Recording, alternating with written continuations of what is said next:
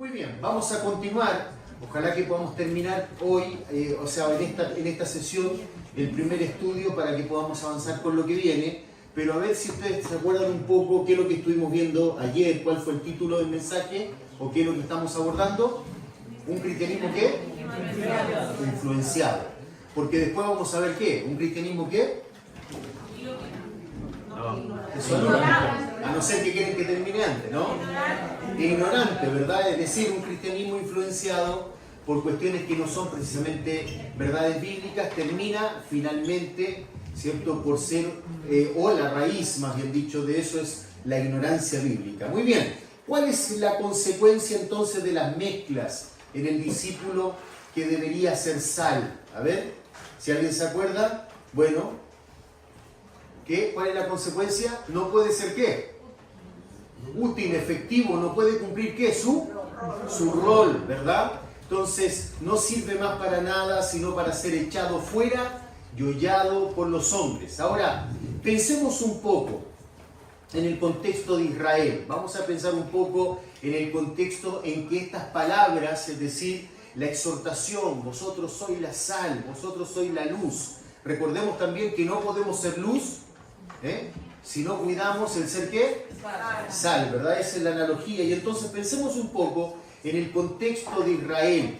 Aunque no son mencionados aquí los saduceos, pertenecían también, tanto como los fariseos y los escribas, a la rama social religiosa, la cual necesitaba purificación de una religión que había caído en un adulterio y necedad, ¿verdad? Entonces, una vez más, porque os digo, versículo 20, porque os digo que si vuestra justicia no fuere mayor que la de los escribas y los fariseos, no entraréis en el reino de los cielos. Ahora, piensa un poquito en esto, ¿no? El Señor les está diciendo a aquellos que están escuchando ahí en el Sermón del Monte que hay una aparente justicia en el hombre. Esa era la que de alguna manera los fariseos profesaban. Una justicia basada en ritos, en obras. Pero vamos un poquito más atrás, vamos a los profetas. Ustedes saben, por ejemplo, que el pueblo de Israel, ocurrió un momento en la nación de Israel que se dividió. Eso es lo que conocemos por el reino del y el reino del sur, ¿cierto? En el reino del norte comenzó a gobernar un hombre llamado Jeroboam, que finalmente llevó a la idolatría al pueblo de Israel. Y en el libro de Jeremías, importante tener en cuenta el libro de Jeremías, es un libro que deberíamos leer constantemente porque nos habla precisamente de cómo las personas se van derivando de la fe y finalmente viene la consecuencia de derivarse de la fe, de apartarse del Señor. Ahora, Jeroboam llevó el pueblo al reino del norte hacia la apostasía y fue el primero en ser llevado cautivo. ¿Por quién? Por una nación. ¿Cuál era esa? No te escucho, perdón. Muy bien, Asiria. Una centena después y un par de años más fue llevado cautivo ¿quién? El reino de Judá, ¿verdad? Ahora, había algo en esa nación que precisamente está muy bien graficada y tiene que ver un poco con ese concepto que el Señor dice y le dice a los fariseos. Si vuestra justicia no fuera mayor, le dice a sus discípulos, que la de los fariseos, que son hipócritas, que han sido corrompidos con una fe falsa, bueno, es porque precisamente no entendéis lo que es la fe. Y en Isaías capítulo 64, versos 6 al 7, Isaías 64, me dijeron que repitiera los versículos, Isaías 64, versos 6 al 7, nosotros vemos algo respecto a esto que se perpetúa en el tiempo, incluso después de la disciplina del cautiverio. Ustedes saben que la disciplina del cautiverio había sido anunciado ya cuando fue la segunda lectura de la ley, Deuteronomio. Deuteronomio significa la segunda lectura de la ley. Deuto, segundo, nomio o nomia, ley. Por eso que se llama Deuteronomio. Una vez más se volvió a leer la ley, luego que la mayoría de los hombres de 20 años para arriba murieron en el desierto porque no le creyeron al Señor. ¿Se acuerdan cuando fueron mandados los 2 espías? ¿Quiénes fueron los 2 espías que creyeron? Pues los demás no, y el pueblo fue castigado. ¿Te acuerdas la oración del pueblo? Ojalá que muriéramos en el desierto. Bueno, Dios a veces concede oraciones. Murieron en el desierto. ¿Por qué? Por causa de su infidelidad. Y entonces, cuando se lee nuevamente la ley, se deja claro que si el pueblo abraza la idolatría, vendría entonces lo que se llamaba el cautiverio o el sitio de su nación, y serían llevados cautivos. Y entonces, en Isaías 64, el profeta, obviamente ahí advirtiendo de todo esto, y les dice lo siguiente: si bien todos nosotros, dice el profeta en Isaías 64:6, somos como suciedad, y todas nuestras justicias como trapos de inmundicia. Nuestras justicias como trapos de inmundicia. Ahora, allí hay una expresión bastante fuerte. Yo quiero tratar de decirlo de una manera que no se ofendan, porque sé que estos no son temas para el púlpito, pero son dichos en la Biblia. ¿Alguien sabe lo que significa un trapo de inmundicia? ¿Qué es lo que es un trapo de inmundicia allí? A ver. Muy bien, ustedes están muy bien instruidos. ¿De quién me dijo eso? ¿Quién lo dijo? ¿De qué iglesia eres tú, hermano? De Toronto. La de Toronto, el pastor Piestre. ¿Ah? Bien, pastor. Muy bien instruido su iglesia. La verdad que yo estoy de más, si quieren me voy. Porque yo lo sabe muy bien, trapos de inmundicia. Ahora, vamos a pensar eso, aunque obviamente no quiero ser impertinente con este tema. Pero ¿qué sucede en el caso femenino cuando hay menstruación? Quiere decir que no hubo ¿qué?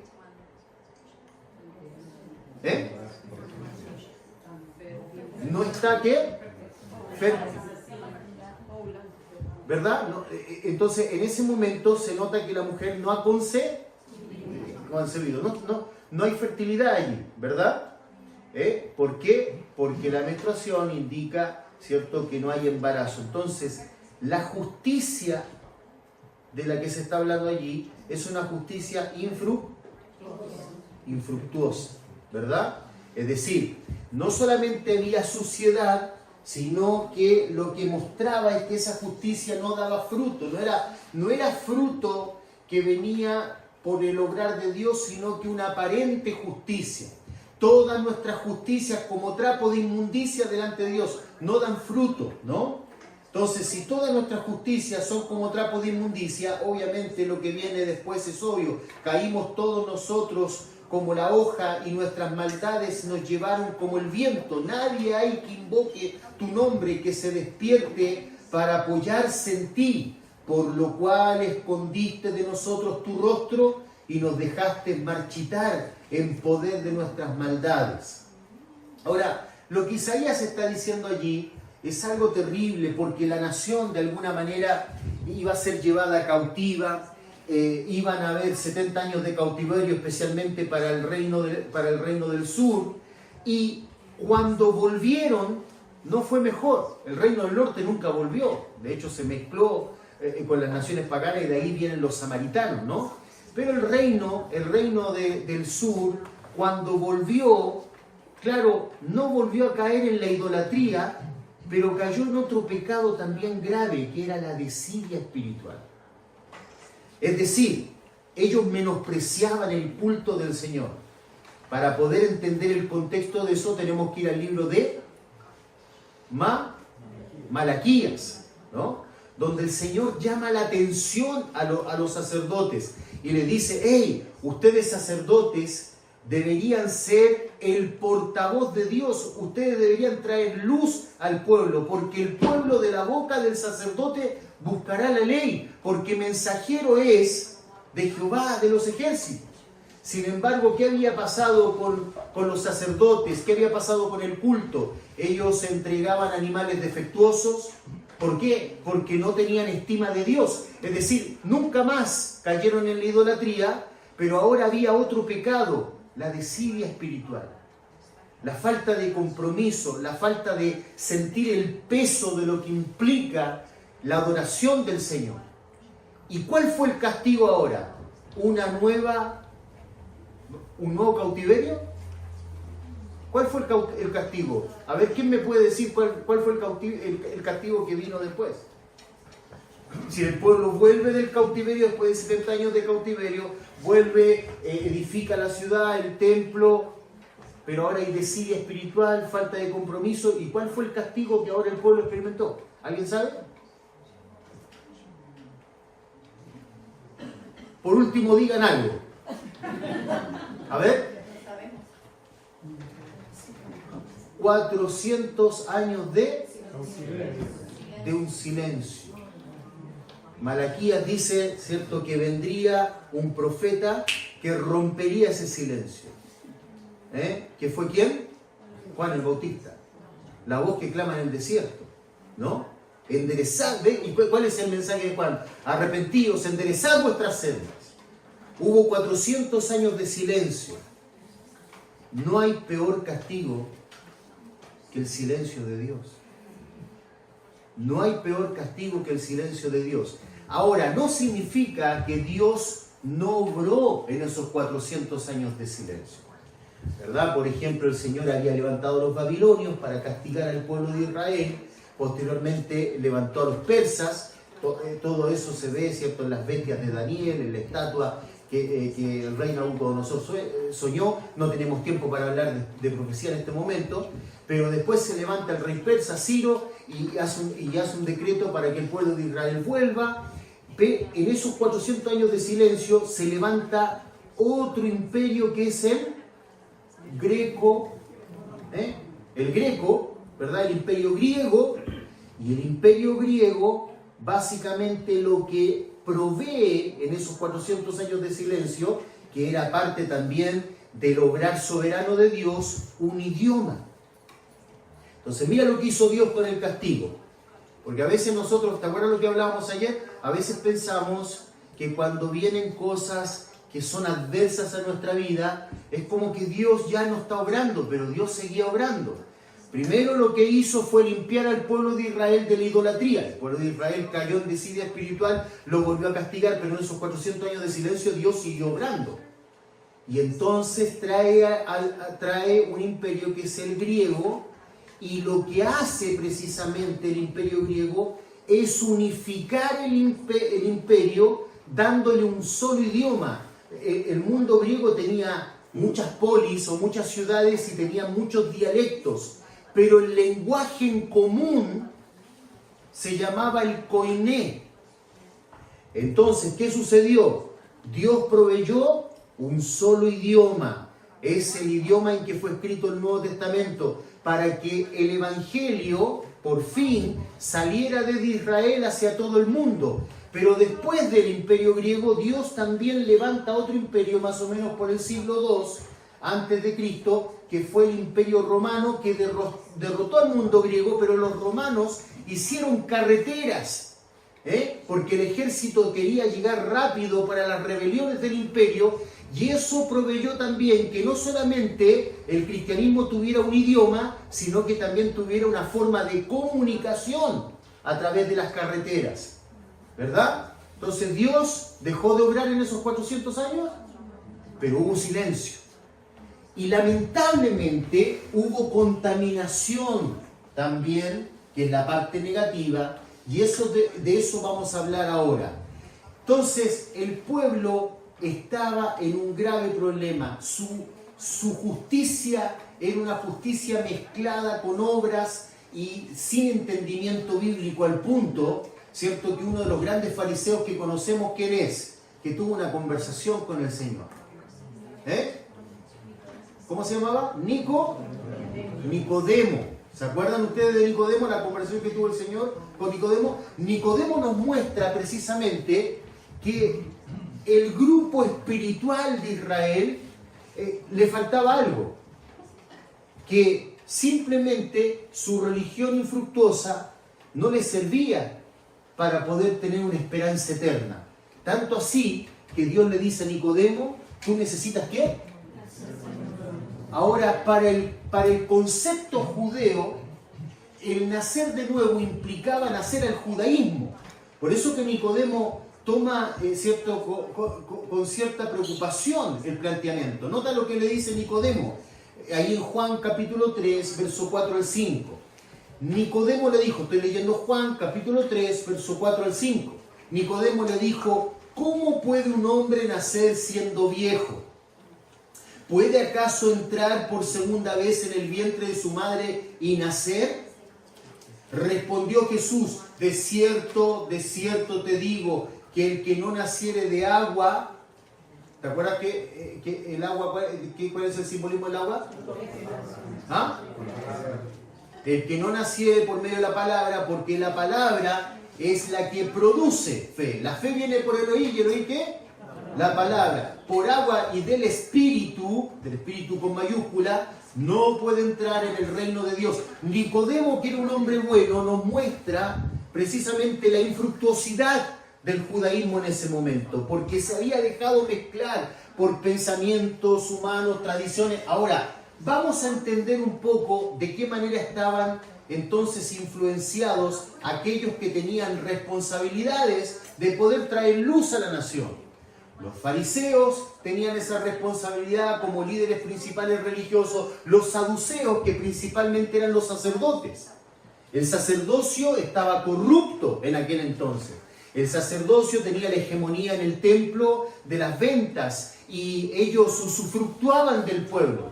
Por ejemplo, cuando alguien venía con un cordero para hacer algún sacrificio y no había sido comprado en el templo, entonces había alguien de los saduceos que revisaba ese cordero y el cordero podía estar en perfecto estado, pero siempre le buscaba alguna falla para decirle, pero no hay problema, este cordero aunque no sirve para el sacrificio, aquí en el templo hay bastantes puestos para que tú puedas comprar un sacrificio.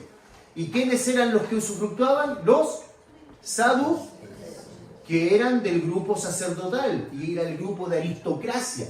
Ahora vamos a ver algunas cosas en las que ellos se habían corrompido. Los saduceos habían sido corrompidos culturalmente.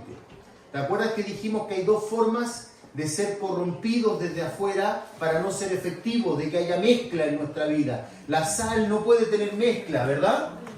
No puede ser influenciada de alguna manera con pensamientos y corrientes de filosofías externas al cristianismo. Ahora, en el caso de los saduceos, la corrupción cultural del sacerdote, de los saduceos, se había mezclado con el helenismo. Dijimos ayer y definimos lo que era el helenismo, ¿verdad? En realidad la palabra griega es una palabra latina, porque la palabra correcta para los griegos es helenos, los helenos, y el helenismo es cultura griega. Y los saduceos, los sacerdotes, en esos 400 años de silencio se habían corrompido. El impulso helenista se dio en el siglo II a.C., especialmente con Antíoco Epífanes y algunos, vamos a decir así, sumos sacerdotes como Jasón y Menelao, que construyeron un gimnasio griego en Jerusalén y promovieron costumbres helenas. Eso lo podemos ver, por ejemplo, en el libro de Macabeos, en 2 de Macabeos, capítulo 4. Y Roma precisamente conquistó políticamente el siglo II, conquista a los griegos, pero Grecia dominaba culturalmente, por eso que se entiende como la cultura greco-romana, porque los romanos, si bien conquistaron a los griegos, pero asumieron mucho de la cultura. Entonces, los saduceos, estaban muy helenizados, al punto que habían ciertas cosas que ellos ya no creían tocante a la religión judía, porque se habían de alguna manera corrompido con ciertas filosofías griegas, como por ejemplo el epicurismo, que ya vamos a ver lo que significa eso, de Epicurio. Por ejemplo, Epicurio, una de las cosas que él creía, y a veces se malentiende cuando hablamos de Epicurio, y muchos predicadores malentienden el concepto de la filosofía de Epicurio. ¿Se acuerdan ustedes que Pablo en un momento tuvo que batallar con ellos en Atenas, donde habían epicúreos y estoicos? ¿verdad? Y algunos dicen, no, los epicúreos eran entregados a la lascivia, al libertinaje. No, si bien muchos malinterpretaron la filosofía de Epicurio, pero principalmente Epicurio planteaba lo siguiente. La ataraxia, decía Epicurio. ¿Qué es la ataraxia? La paz del alma. ¿Me va siguiendo? La paz del alma. ¿Y en qué consistía la paz del alma? Miren lo que consistía. En no tener miedo a los dioses, porque en el mundo griego el miedo a los dioses era bastante preponderante en toda la cultura griega. El miedo a los dioses, el miedo a la muerte. ¿Qué decía Epicurio? Epicurio fue el primer materialista, digamos así. ¿Qué es el materialismo? Que cree que todo lo que hay y todo lo que existe es ¿qué? Materia. Eso de la trascendencia, del espíritu, incluso Epicurio decía, el alma misma del hombre está compuesta por átomos. Recuerda, por ejemplo, que antiguamente, más adelante en la historia, se pudo entender que el átomo podía ser dividido, ¿verdad? Porque el átomo, ¿qué contiene? A ver, ¿qué más? Y se puede dividir, pero para el mundo griego la palabra átomo significaba indivisible. Por eso cuando Pablo dice que nosotros seremos arrebatados en un abrir y cerrar de ojos, la palabra que utiliza Pablo allí en el griego es átomo. ¿Por qué? Porque se entendía en el mundo griego que el átomo era ¿qué? Indivisible. Y el átomo era parte de la materia, y entonces Epicurio decía, no, aún el alma es parte, el alma está compuesta por átomos. Él era materialista y no creía en el más allá. Por eso que los saduceos no creían en ¿qué? En la resurrección. Para ellos, por ejemplo, el hombre dejaba de existir nada más. No había esa trascendencia. ¿Por qué? Porque se habían corrompido con la cultura ¿qué? Griega. Es decir, ellos estaban corrompidos culturalmente. Y entonces los fariseos, buscando más pureza en la vida espiritual, se corrompieron de otra manera. ¿De qué manera tuvieron esa contaminación los fariseos? Los fariseos se corrompieron intelectualmente por la tradición. Para los fariseos, la tradición, es decir, lo que otros fariseos habían dicho, otros maestros de la ley habían dicho, indistintamente habían sido profetas o no, o inspirados por el Espíritu Santo tocante a la ley y los profetas, los comentaristas de esos libros, también era palabra de Dios y tenía la misma autoridad que la palabra revelada. Entonces ellos le daban mucha importancia a la tradición. Estaban corrompidos intelectualmente también. Los saduceos estaban corrompidos por filosofías helénicas o filosofías griegas, y los fariseos, con su entendimiento tocante a lo que es verdad de Dios, superponían sus propias ideas teológicas a las doctrinas. Es decir, no sacaban de la Escritura la enseñanza, sino que traían sus propias percepciones que otros maestros habían tenido a la Escritura. ¿Qué es lo que significa eso? ¿Te acuerdas lo que vimos ayer? ¿Quién lo dijo? Eisegesis. Para decirlo en forma básica, ellos agarraban peras y querían colgarlos a un manzano. ¿Me entiendes? Traían sus propios conceptos. Y eso es precisamente, ¿por qué estamos viendo todo esto? Porque a través de la Biblia tenemos que comprender lo que está ocurriendo hoy en día en nuestras iglesias. Hoy en día está ocurriendo algo muy similar. Los cristianos quieren hacer decir a la Biblia lo que ellos quieren que la Biblia diga. Y no hacen una ¿qué? Sacar de la Biblia lo que la Biblia dice. Entonces, por eso que es importante ver toda esta parte que es media tediosa, porque tenemos que comprender cómo se corrompe la sal. tenemos que entender contextualmente a qué se estaba refiriendo el Señor para que nosotros podamos darle una aplicación en el tiempo que estamos viviendo de acuerdo a lo que la Escritura dice y no de acuerdo a lo que nosotros creemos que la Escritura dice. Entonces, cuando el Señor dice, vosotros sois la sal, no tenéis que permitir la corrupción, no tenéis que permitir que la sal se adultere, porque si se adultera, hay un peligro, que dejéis de ser ¿qué? Que os volváis necios, y entonces, si sois necios, si estáis corrompidos, si otras cosas gobiernan vuestra mente, no podéis ser luz. Vosotros sois la sal, vosotros sois la luz del mundo. Si la luz es puesta bajo el almud, en otras palabras, dejáis que la corrupción apague la luz, ¿no puede qué? No puede iluminar. Si nosotros vamos a ser instrumentos de Dios iluminando este mundo, lo que tenemos que evitar en nuestra vida es que otras corrientes de pensamiento gobiernen nuestra mente. Nosotros tenemos que purificar nuestros corazones a través de la palabra de Dios para entender lo que Dios quiere que entendamos y comuniquemos, y no lo que nosotros queremos en nuestra propia percepción comunicar tocante a Dios. Dicho de otra manera, nosotros tenemos que ser portavoces de Dios, no de nuestras percepciones. Y hoy en día, como lo dije ayer, vivimos lamentablemente un cristianismo más intuitivo que bíblico. ¿Ok? A mí me parece, por eso Pablo dice, ayer estábamos hablando con unos hermanos, ¿qué es lo que dice Pablo en Romanos? Estoy seguro, hermanos, dice él, que vosotros estáis llenos de todo conocimiento. ¿Conocimiento qué? Bíblico. Llenos de toda bondad, de la bondad bíblica, de tal manera que podéis amonestaros los unos a los otros.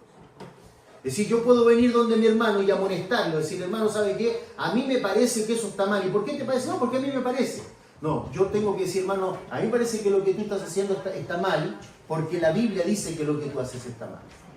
Y yo, mi compromiso bondadoso contigo no es caerte bien, sino ser efectivo, traer luz a tu vida. Vosotros sois la sal, vosotros sois la luz. Si la sal se corrompe con pensamientos incorrectos, no podéis ser luz. Realmente lo que promueves es una justicia falsa como la que promovían los saduceos, la que entendían los saduceos y la que promovían los fariseos. Y ahora nos vamos a dar cuenta por qué. Tengo que avanzar rápido. Mira, ellos entonces, lo que estamos diciendo, superponían sus propias ideas a la teología y a la doctrina. En otras palabras, se guiaban por su propia intuición como debería ser la doctrina, ritos, lavamientos, fórmulas del Sabbat, etc.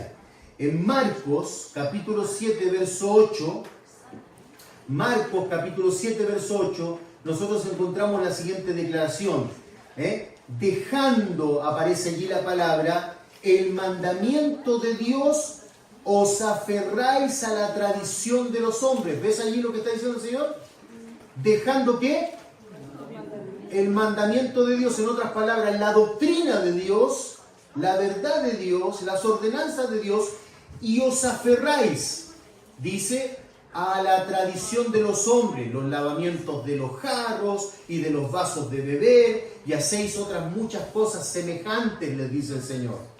¿Qué estaban dejando ellos? El mandamiento del Señor. La palabra griega que aparece allí básicamente significa abandonar. La idea de la palabra es un abandono cognitivo de conocimiento. Es un abandono de conocimiento. Se puede plantear como dejar de insistir o mantenerse en algo.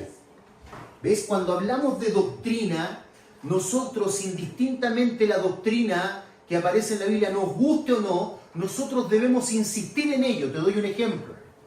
Supongamos que nosotros durante toda nuestra vida hemos entendido, por ejemplo, que la homosexualidad es un pecado. Vamos a suponer eso, ¿verdad? Vamos a plantearnos en la idea de que yo toda la vida he comprendido que la homosexualidad es pecado. Porque lo es, ¿amén? Lo es.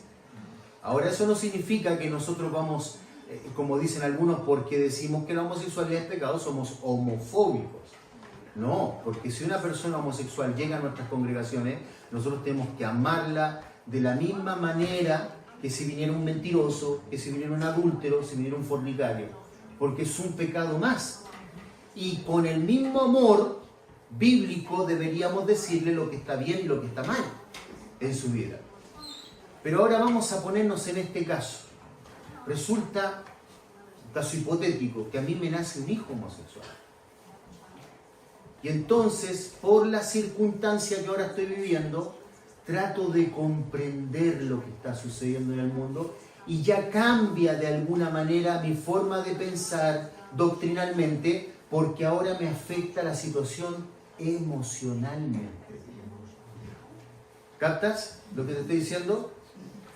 ¿Qué es el concepto de la palabra que aparece aquí? Dejando, ¿qué cosa? Abandonando cognitivamente, no sosteniendo la doctrina, os aferráis a mandamientos de hombre y desestimáis el mandamiento de Dios. ¿Comprendes? ¿Por qué? Porque mi corazón está afectado. Porque seguir el corazón es la peor cosa que un cristiano puede hacer. Tú has visto, por ejemplo, que muchos cristianos incluso ponen en su Facebook, sigue tu corazón. No sigas tu corazón, porque tu corazón es engañoso y ¿quién lo conocerá? Ni siquiera tú conoces tu corazón. Entonces tenemos que tener cuidado, tenemos que poner nuestro corazón, exponer nuestro corazón a la verdad de la palabra de Dios. Con estas dos influencias suele corromperse también el cristianismo entonces. De acuerdo al contexto en que Jesús dijo las palabras, con la cultura y la eisegesis. Cultura y eisegesis. ¿Qué es lo que queremos decir con eso? Filosofías que vienen fuera del cristianismo y que se esconden dentro del cristianismo como una levadura. Cuidado con la levadura de los fariseos. La levadura que se mete y comienza a contaminar la masa, o con la eisegesis. En el caso de los saduceos, ellos eran aristócratas, ellos eran personas de alcurnia y entonces estaban seducidos por el helenismo que parecía, cierto, dentro de la sociedad judía algo muy cool, ¿verdad? Pero estaban corrompidos. ¿Entiendes el punto? Y los fariseos, que queriendo ser puros y queriendo ser santos, habían impuesto sus propias percepciones a la doctrina. Eso pasa mucho en la iglesia, ¿no? Por ejemplo, si un pastor predica sin corbata, está condenado porque predicó sin corbata. Mi esposa siempre me dice, tienes que predicar con corbata. Si predica sin corbata, o porque una hermana vino con pantalones. Antiguamente pasaba eso, ¿no? La hermana vino con pantalones, ¿perdió la salvación? Mandamientos de... Oh, por cierto es que una hermana puede usar pantalones como puede usar vestidos, ¿verdad? Lo que la hermana tiene que cuidar es que ella se vea decorosa delante del Señor. El pecado es si tú no te ves decoroso. Como mujer tú debes vestirte decorosamente, ¿verdad? Ahora, no hay pecado en eso. Ahora, claro, uno tiene que tratar de guardar una compostura, y si en una iglesia te piden que uses corbata, bueno, no vas a ir sin corbata para provocar molestia, ¿verdad? Porque eso también es pecado. Pero a veces imponemos cuestiones que son de nuestro propio pensamiento como si fuera mandamiento de Dios. Tenemos que tener cuidado con eso. Ojo con eso, con designar pecaminoso algo que simplemente es mi percepción. Pero hay algo más grave que eso. Cuando yo quiero entender la Biblia de acuerdo a lo que me parece, de acuerdo a lo que siento. Y eso es precisamente porque la iglesia está contaminada con una filosofía posmoderna. ¿Se acuerdan lo que dije ayer? El posmodernismo, dentro de muchas cosas, lo que hace es crear un relativismo en la persona. La verdad ya no es absoluta. Nosotros los creyentes creemos que la verdad es ¿qué? Absoluta. Solo en Dios está la verdad. Amén. Pero el mundo de hoy cree que hay muchas verdades. Y dicen, y todas las verdades deben tener también el mismo respeto. Es decir, que si para ti esto es de esta manera y para mí es de esta manera, bueno, quiere decir que entonces tu verdad es tan respetable como la mía. No. Yo puedo, obviamente, siempre fomentar que todo el mundo tenga libertad de expresión, porque eso es importante, porque teniendo libertad de expresión también podemos conocer el corazón del hombre, pero debemos entender que ni tu verdad ni mi verdad es la que debe primar, es la verdad de Dios, la que debe someter todas las percepciones incorrectas de la verdad. ¿Vas comprendiendo eso? Eso es relativismo en el fondo, cuando la verdad ya no es absoluta, sino que tiene que ver con el parecer. Entonces, cultura y exégesis, y la sal se desvanece. Mateo capítulo 5, verso 13. Pero si la sal se desvaneciere, moró la palabra, como te decía ayer, hacerla simplona, necia. ¿Con qué será salada, dice el Señor? No sirve más para nada, sino para ser echada fuera y hollada por los hombres. Ahora, tenemos en mente dos tipos de contaminantes entonces. ¿Me los repiten sin que yo lo diga? A ver, si no es democráticamente, lo digo dedocráticamente. A ver, ¿cómo es el asunto? ¿A quién lo dijo? A ver, hermano. ¿Ya? Moral y cultural. ¿Verdad? Moralmente, ¿por qué? Porque cuando yo estoy trayendo a la Biblia, ¿cierto? A través de la exégesis, mis propias percepciones, yo rebajo la verdad bíblica a pensamiento de hombre. Muy bien, ok. Entonces, tenemos en mente estos dos tipos, ¿verdad? Ahora, pensemos en la contaminación de la exégesis farisea. Es decir, cuando nosotros decimos contaminación de la exégesis de los fariseos, lo que estamos diciendo es cómo los fariseos ponían sus percepciones en la Escritura. En Marcos 7, los fariseos ven comer a los discípulos sin lavarse las manos. ¿Se acuerdan de la historia? E increpan a Jesús. Marcos capítulo 7, verso 4. Marcos 7, 4. ¿Qué dice? Le preguntaron pues los fariseos y los escribas, ¿por qué tus discípulos no andan conforme a la tradición de los ancianos? ¿Por qué tus discípulos no andan conforme a la tradición de los ancianos, sino que comen pan con manos inmundas? ¿Cuál fue la respuesta del Señor? Nota cómo se desarrolla toda esa conversación. A esta supuesta piedad religiosa que estaba contaminada. Recuerda que a veces podemos nosotros creer que somos muy piadosos y no es así porque está contaminada nuestra forma de pensar. Ahora mira, ¿qué eran hipócritas? Está claro en el texto. Contaminados con presuposiciones, está claro en el texto. Mira lo que dice allí en el verso 6, Marcos 7, 6. Marcos 7, 6 al 7. Respondiendo él les dijo, hipócritas. ¿Qué es un hipócrita? La palabra griega hipócrita viene de Hipócrates. Los Hipócrates eran actores en el mundo griego. Muchas veces los actores tenían diferentes roles, el mismo actor. ¿Y cómo lo hacía? Poniéndose una máscara. Entonces ¿vieron por ejemplo que uno de los símbolos de la actuación es una carita sonriendo y otra triste? Bueno, es la idea. Se ponían máscaras, ¿verdad? El mismo actor. Entonces el mismo actor representaba a dos personajes. De ahí viene la palabra hipócrita, es decir, una persona que tiene dos caras, ¿verdad? Ustedes son hipócritas, les dice el Señor. Ahora mira por qué les va a decir. Ustedes son hipócritas. Bien profetizó de vosotros Isaías, como está escrito, este pueblo de labios me honra, mas su corazón está lejos. Ellos tienen un aspecto que lo que están diciendo, ¿por qué vuestros discípulos no se lavan las manos? Y eso parece muy santo. Pero ¿sabes qué? Lo que no tenían lavado ellos eran sus corazones.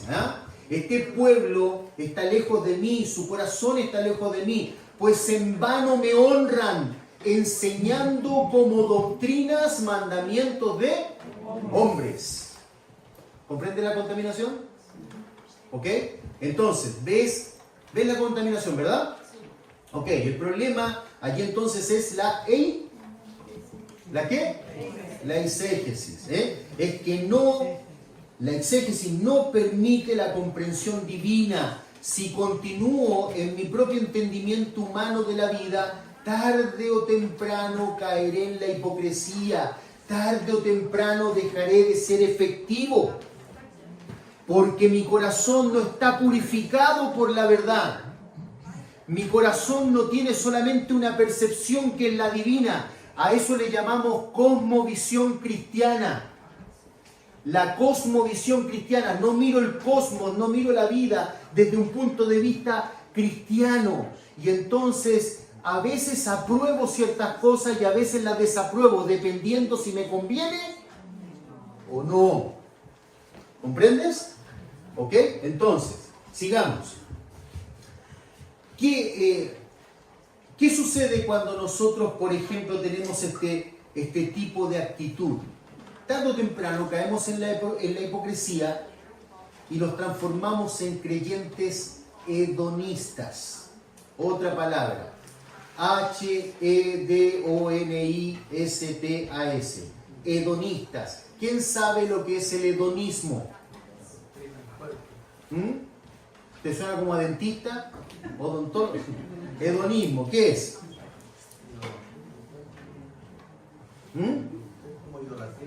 Como idolatría. A ver, ¿quién más? ¿Quién piensa? Otra cosa, a ver. Bueno, vamos rápido. El hedonismo es una doctrina ética y filosófica que sostiene que el placer y la ausencia del dolor, ¿me sigues? El placer, la ausencia del dolor es el bien supremo y el objetivo fundamental de la vida. Ahí es donde entraba Epicurio. ¿Te acuerdas que te mencioné Epicurio? Epicurio fue uno de los principales promotores de esa doctrina en el año 341 al 270 a.C. Volviendo brevemente a los saduceos, vamos a hacer un análisis rápido de cómo ellos pensaban, para que veas cómo las filosofías, volviendo un poquito atrás, corrompen. El epicurismo enseñaba que no hay vida después de la muerte. Anótalo. No hay vida después de la muerte. ¿Qué decía Epicurio? Hey, déjate de pensar en la muerte. Déjate de pensar que un día los dioses te van a pedir cuenta. El ser humano debe buscar la paz y el placer, ahora decía Epicurio, moderado. Moderado. Es decir, eso parece incluso muy ético, ¿ves? Porque no está hablando de excesos. Está hablando de un placer, ¿qué? Moderado. En otras palabras, persigue tu felicidad. ¿Alguien podría decir, por ejemplo, que el sueño de la felicidad es algo malo? Nadie lo podría plantear como algo malo. Yo quiero ser un hombre feliz. ¿Quién no quiere ser feliz? ¿Tú quieres ser feliz, sí o no? Sí. Eso es lo que los creyentes debemos perseguir, ¿verdad? ¿Ser feliz, sí o no? ¡No! Nosotros no debemos perseguir la felicidad. Nosotros... A veces, perdón, no quise complicarte. Pero yo quiero que tú entiendas a través de eso que tenemos cerrados nuestros pensamientos. Nosotros no buscamos la felicidad. Nosotros buscamos ser como Cristo y eso produce gozo. Es diferente. Te lo voy a plantear de esta manera. Mira lo que dice Santiago. Tened por sumo gozo cuando os halléis en diversas pruebas. Entonces alguien puede decir, ¿gozo cuando me hallo en diversas pruebas? Claro, porque hay un entendimiento de la fe, sabiendo que la prueba de vuestra fe produce en vosotros paciencia. Mas tenga la paciencia su obra completa, para que seáis perfectos. ¿Dónde está el hermano que dio el devocional? Hermano, excelente tu devocional y pertinente. ¿Qué dijo el hermano que implicaba, por ejemplo, la labor de los pastores a fin de perfeccionar a los santos para la obra del ministerio? Efesios capítulo 4, que llevarlos a la madurez. A fin de que seáis, ¿ves? A fin, con propósito de que seáis perfectos y cabales, sin que os falte cosa alguna. Entonces nota lo que está pasando allí. El creyente, le guste o no le guste entender esto, no es que él va en busca de la felicidad. Él va en busca de ser como Cristo. Y el que quiere vivir piadosamente, se le va a complicar el asunto. Porque para vivir piadosamente vas a ir contra cultura. Y el asunto es que es medio difícil ir contra cultura. Para ustedes de este lado de la montaña más todavía. Ir contra cultura implica problemas. El que quiere vivir piadosamente sufrirá persecución. ¿Pero qué dice Santiago? Tened por sumo gozo cuando se halléis en diversas pruebas. La palabra hallar allí significa algo que ocurre súbitamente. De pronto te hallas en una prueba. ¿Ves? El creyente que tiene claro cuál es el propósito de la fe, por cierto que se duele en la prueba. Ora, Señor, estoy pasando, dame fortaleza en medio de la prueba. Señor, ayúdame a entender lo que estoy viendo. Pero una persona que se le vende un evangelio barato, que le dice, ven a Cristo porque se terminarán todos tus problemas. Ese es un evangelio corrompido, ¿ves? No es el evangelio de Cristo, es un evangelio humanista. Como Protágoras, que pensaba y entendía que el hombre es la medida de todas las cosas. Fue el primer humanista. El hombre es la medida de todas las cosas. Por lo tanto, el centro del mundo, ¿quién es? El hombre. El hombre es lo importante. Y entonces un cristiano o vamos a decir así, no vamos a pensar que es cristiano, alguien que viene a la iglesia y le dicen, ven a Cristo porque cuando tú vienes a Cristo se va a solucionar tu problema matrimonial. ¿Quién no quiere que se le solucionen los problemas matrimoniales? Ven a Cristo porque vas a ser feliz. Ven a Cristo porque vas a tener prosperidad. Vas a ser millonario. Se te van a acabar todos los problemas. Pero resulta que los problemas vienen tanto a creyentes como a inconversos. Y cuando vienen los problemas, entonces él cree que se le mintió y que Dios miente. No, Dios no miente. Le mintió un aparente cristiano que tiene un mensaje corrompido por las corrientes de este mundo. Es el mundo el que busca felicidad acá. Epicurio.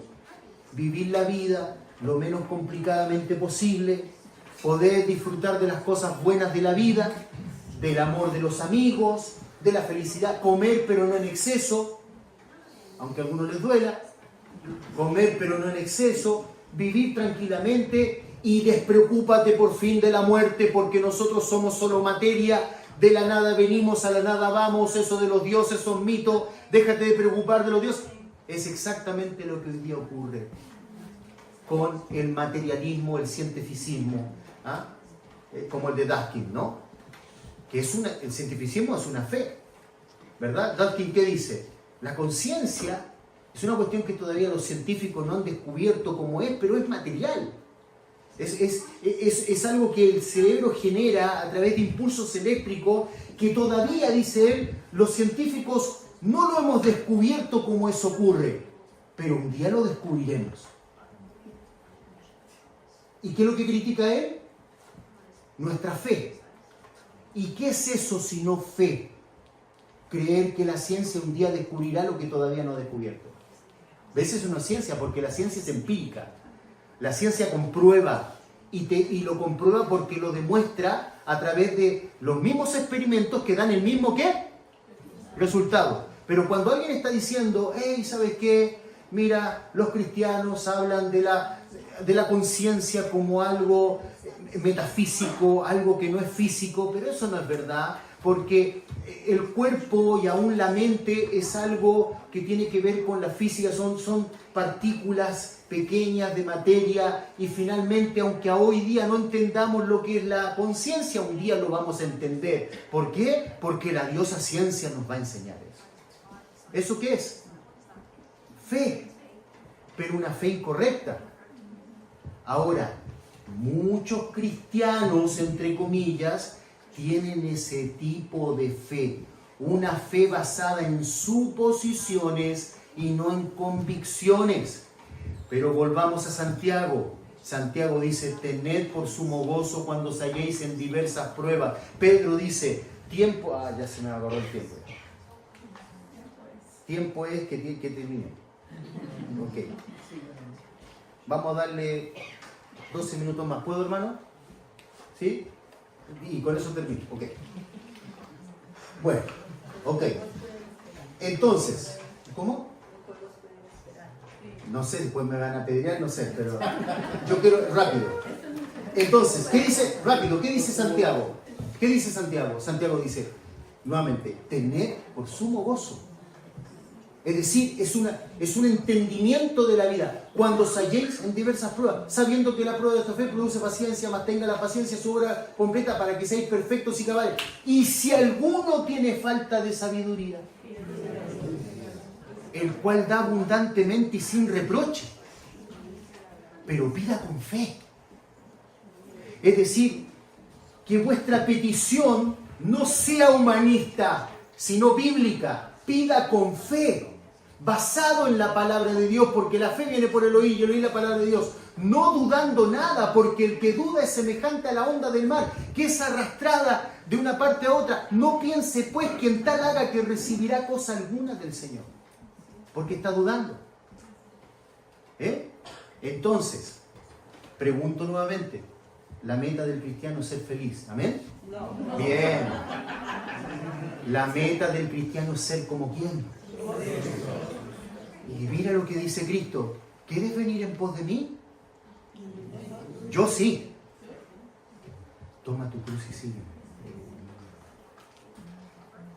El cristianismo no es fácil. Es el camino angosto. Pero el epicurismo, el materialismo, el ateísmo, que busca la felicidad en esta tierra, terminará en llanto. Hay caminos que al hombre le parecen derechos, pero su fin es camino de muerte. Pero el creyente puede tener gozo aún en medio de las pruebas. Nosotros somos más que vencedores por aquel que nos amó, dice Pablo. Esa era una consigna romana, ¿sabías tú? Los romanos decían, nosotros somos más que vencedores. Nosotros vamos, tomamos los pueblos y ellos nos sirven. Y entonces Pablo dice, no, nosotros sí que somos más que vencedores. Porque aún las cosas malas que nos ocurren, es decir, aquellas que batallan contra nosotros y que aparentemente están ganando la batalla, trabajan en favor de nosotros. Todas las cosas ayudan a bien a los que aman a Dios. A veces nosotros vemos circunstancias difíciles en nuestra vida y generalmente las circunstancias difíciles en la vida ocurren a aquellos que quieren vivir de una manera piadosa, a los verdaderos creyentes. Ocurre eso porque Dios está trabajando en tu vida.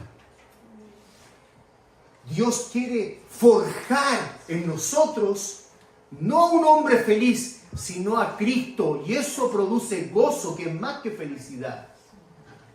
El gozo profundo de entender que un día Dios enjugará toda lágrima. En este momento es como si nosotros estuviéramos viendo, ayer hablaba con unos hermanos maravillosos, a un hombre, a un artesano, tejer una alfombra persa. ¿Conocen las alfombras persas? ¿Viste que son? ¿Viste? Con esos colores, todo simétrico, como un caleidoscopio, ¿ves? Y entonces yo les decía a ellos, si tú ves al artesano haciendo o confeccionando esa alfombra desde ese lado, tú vas a ver desde ese lado que el tipo tira un hilo para allá, y tira un hilo para acá, y después tira otro para allá, y tú desde el otro lado dices, ¿pero qué está haciendo este tipo? Yo pensé que era un artesano. Yo pensé que era un tejedor de alfombra. Qué horrible lo que le está quedando, porque ve hilos por todos lados.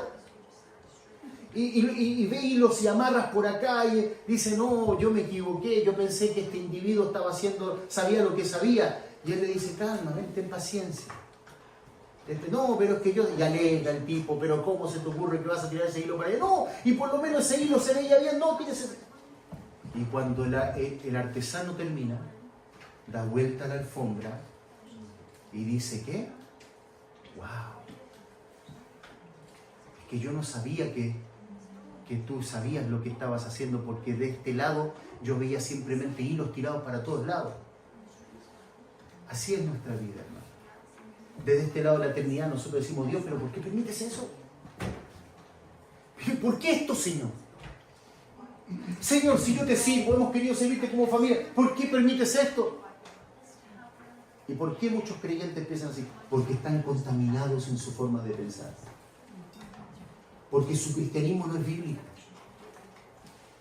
No tienen gozo en medio de las pruebas, sino que amargura. ¿Ves a Job?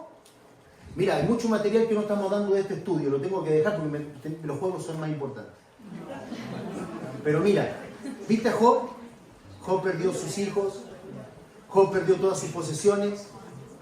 Job, por cierto, que tenía dudas y tenía cuestionamientos porque era un ser humano como tú y como yo. Su mujer estaba amargada por la situación. Se acercó a él y le dijo, ¿todavía retienes tu integridad? Maldice a Dios y muérete. ¿Qué? Dice Job. Recibiremos de Dios solo bien, ¿no, hermano? Con todo esto, Job no pecó contra Dios, ni atribuyó a Dios despropósito alguno. ¿Ven la fe de ese hombre? Y finalmente, ¿Dios qué? Lo bendijo. Había un propósito. ¿Y cuál fue la bendición más grande de Job? ¿Todo lo que le dio después? No. De oídas te había oído. Mas ahora mis ojos te ven. Comprendo más. Mas tenga la prueba, más tenga la paciencia, su obra completa, para que salgáis de la inmadurez y paséis a la madurez, para que entonces seáis perfeccionados en vuestra fe, porque el hombre de doble ánimo es inconstante en todos sus caminos. Hoy día está aquí, hoy día está allá. Hoy día viene contento a cantar. Y la de Jehová es para siempre, aleluya. Y después, ¿cómo está, hermano? Y ahí estamos, hermano. No sé, Dios no sé, no me quiere mucho. La amargura en muchos cristianos, la falta de victoria en muchos cristianos es por falta de fe. Porque para muchos cristianos leer el pan diario o el versículo del día es todo lo que durante el día hacen tocante a su fe, y son enjutos cristianamente, flacos, débiles. Debiendo ser ya maestros, todavía hay que hablarles de las cosas básicas. Y ¿sabes qué? Allí el escritor está diciendo, ¿sabes qué? Yo tendría que hablarles a ustedes acerca del sacerdocio de Melquisedec, pero eso es tan complicado y no puedo hablar de eso. Es decir, ustedes ya deberían estar entendiendo eso, porque os habéis hecho tardos para oír. Debiendo ser ya maestro, todavía hay que hablarles de las cosas básicas. ¿Ves? Tú tienes que, hermano, tu devocional, tú tienes que pedirle a tus pastores, exigirle a tus pastores, pastor, quiero doctrina, quiero Biblia, y no quiero cosas fáciles. Por ahí no las voy a entender todas, voy y le pregunto si no las entiendo, pero no me traiga sopita, tráigame carne. Porque el que no es ejercitado, dice el libro de Hebreos, en las profundidades de la doctrina, entonces después el discernimiento se afecta y no puede discernir entre el bien y el mal. ¿Por qué? Porque son niños en el Señor. Odéis de beber leche y no vianda porque sois niños, porque habiendo entre vosotros celos y amargura, dice Pablo, contiendas. No sois niños y andáis como hombres. El alimento sólido es para aquellos que alcanzan madurez. ¿Y qué dice el escritor de Hebreos? Para los que por el uso, es decir, que escuchan la doctrina y la practican. La práctica de la doctrina. Hermano amado, no podemos tener vida espiritual, vida verdaderamente espiritual con frutos, si somos fariseos o saduceos. Estamos más preocupados del placer de los fariseos, de pertenecer a la sociedad, de que la gente nos respete, de dejar de ir a la iglesia porque este trabajo me da mayor remuneración económica, y entonces yo dejo de ir a la iglesia porque finalmente lo que el hombre persigue es la Felicidad. Y este trabajo me va a dar más dinero. Sí, pero este trabajo te impide ir el domingo a la iglesia. No, pero es que tú no entiendes. Yo necesito por fin tener mi casa propia porque yo necesito dejarle algo a mis hijos el día de mañana, no como yo que tuve que remar solo en muchas cosas. Escúchame una cosa, lo que mejor le puedes dejar a tus hijos es el carácter de un hombre y de una mujer piadoso que por sobre todas las cosas prefiere a Dios. Estoy simplemente, ves, ni siquiera estoy en el estudio. Estoy reflexionando contigo para de alguna manera suplir lo que no vamos a poder ver en este estudio porque tenemos que pasar al otro en el siguiente estudio. Pero tú tienes que tomar una decisión. Tú tienes que tomar una decisión. O te vas a corromper con la filosofía de Epicurio, preponderante en el día de hoy. Yo quiero vivir feliz, tranquilo, no preocuparme del día de mañana. Hay muchos creyentes que viven así. O si no, ¿por qué crees que están metidos en la pornografía? ¿Por qué crees que en el trabajo no se distinguen de otros que no son cristianos? Porque ellos piensan que un día no van a tener que dar cuenta. Pero ojo, tú y yo vamos a tener que dar cuenta al Señor. ¿Cómo es que vivimos mientras transitamos por este mundo? Y en el peor de los casos, si no hay en ti una metanoia, un arrepentimiento ¿qué? Genuino, quizá entonces las mezclas de tu vida son propias de alguien que no es santo. Y quizá, al igual que un grupo muy grande, dirás, Señor, Señor, pero en tu nombre echamos fuera demonios, en tu nombre hicimos esto y aquello. Señor, no os conozco. Hacedores de maldad. Tú debes evaluar tu fe. A la luz, no de tu percepción, no de que yo no soy tan malo. Ahora el hermano tanto, ese sí. No. Te cierro con esto. Isaías, capítulo 5. Ay de los que hacen esto. Ay de los que mezclan el vino. Ay de los que a lo dulce llaman amargo y a lo amargo. Ay. Cuando Isaías ve al Señor en su trono, ya no profiere un ay contra otro, sino contra sí mismo. Ay de mí. Si tú diariamente y con diligencia buscas a Dios, lo primero que ocurre en un hombre, estoy hablando en forma genérica, que busca a Dios, lo primero que ocurre es un ay sobre sí mismo. Y cuando un hombre vive el ay sobre sí mismo, la pornografía ya no le es atractiva. La hipocresía no le es atractiva. Las murmuraciones no le son atractivas. La enemistad, la falta de compromiso con su esposa, de ser como Cristo para su esposa, de ser sacrificado. Nos gusta, y vamos a hablar de esto, nos gusta la parte del versículo en Efesios que habla acerca de que la mujer nos debe respetar. ¿Amén, varones? Pero no nos gusta escuchar que tenemos que ser como Cristo. Y Cristo se despoja de sí mismo y tomó forma de siervo. Ese es lo que de alguna manera está en el pensamiento de Pablo siempre.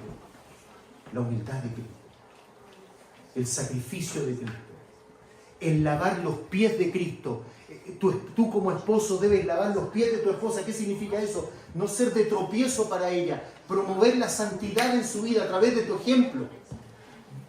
¿Tú te imaginas que yo en este momento esté predicando esto y mi esposa diga, si supieran cómo eres en casa?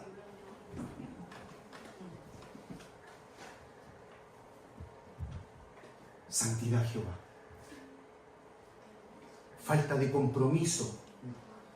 Hoy es producto de la ignorancia bíblica de muchos cristianos que viven de acuerdo a un humanismo cristiano y no de acuerdo a la Biblia. Sé que me pasé en esta reflexión porque ni siquiera fuimos al estudio, pero yo espero que esto te sirva, hermano. Vamos a orar. Hemos cerrado la segunda parte de la conferencia y yo quiero que tú pienses en él, que medites en él. ¿Cómo está mi vida delante del Señor? Hay mezclas en mi vida, hay pensamientos, hay conceptos que realmente no los puedo avalar con la Biblia. Estoy siendo influenciado por este mundo más que todas las cosas. Entiendo la importancia de mi membresía, de congregarme. Entiendo la importancia de un cristianismo bíblico. Entiendo que todo el Nuevo Testamento no puede llevarse a efecto si no es participando en una congregación, creciendo, donde el pastor me va a preparar para la obra del ministerio. Entiendo mi deber como esposo, lavando los pies de mis hijos, de mi esposa, en humildad, promoviendo la santidad. Entiendo mi deber como esposa, siendo afable, humilde, amorosa, no siendo una gotera continua, cumpliendo con mi rol humilde al lado de mi esposo, aun cuando mi esposo sea un inconverso y no conoce a Dios, mostrándole a través de mi vida, de mi santidad, de mi amor por Él, el amor de Cristo. ¿Cómo sé si no Él también se arrepiente viendo mi conducta? O he creído el feminismo y yo soy una mujer empoderada. No, el diablo te tiene empoderada, porque ha pervertido tu cristianismo. Tenemos que volver a ser cristianos bíblicos. Y si hay alguien así en esta mañana que ha pensado en esto, quizá sin decirlo, puede levantarse ahí donde está y decir: pastor, ore por mí. Yo quiero ser un cristiano no influenciado por esto. Yo quiero ser un cristiano bíblico, un cristiano que tenga una mentalidad bíblica. Yo quiero conocer a Dios, como decía el hermano en el devocional en la mañana. Yo quiero conocer a Dios. Yo quiero amar a Dios por medio de ese conocimiento y que Él transforme mi vida, santificándome, siendo cada vez más como Cristo. ¿Hay alguien así en esta mañana? Nadie está mirando, te puedes poner en pie. Dios te bendiga, hermano. ¿Hay alguien más en esta mañana que dice: Dios, yo quiero ser un tipo de cristiano que no sea influenciado por este mundo? ¿Hay alguien más? Ponte de pie donde estás. Dios te bendiga, hermano. ¿Hay alguien más? No vamos a esperar mucho rato. Esto es una decisión personal. ¿Hay alguien más? Ponte de pie donde estás, si ese es tu deseo. Yo quiero ser un cristiano bíblico. ¿Hay alguien más? Padre, te damos gracias en este día. Ayúdanos en los estudios que restan. Bendice el corazón de mis hermanos y dales gracias para firmar las decisiones que pueden estar tomando allí en su corazón. Espíritu Santo de Dios, obra redarguyendo nuestras vidas. Te lo pedimos, Señor, en el nombre de Cristo, nuestro amado Salvador y Señor. Amén y amén.